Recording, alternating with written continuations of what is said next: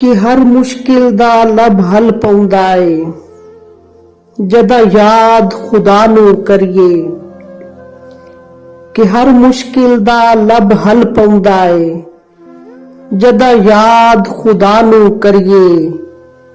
ओ कुल कायनात दा पालनहार ਏ चाह सिर सजदे विच धरिए।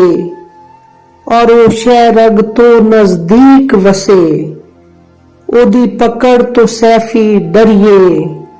ओदे यार दा हर कोई आशिक आखे इस शान नू लैके मरिए।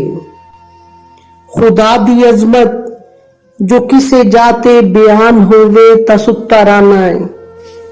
खुदा दी अजमत जो किसे जाते बयान होवे ता सुत्ता रहना है। रसाले खबरां तू रोज पढ़ना है।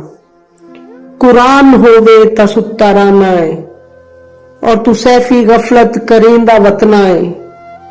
दिहाड़े मैशर हिसाब होसी जे फोन होवे ता उठी बाना है। अजान होवे ता सुत्ता रहना है। और तू सैफी गफलत करेंदा वतना है।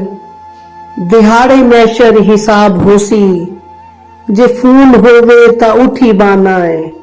अजान होवे ता सुत्ता रहना है।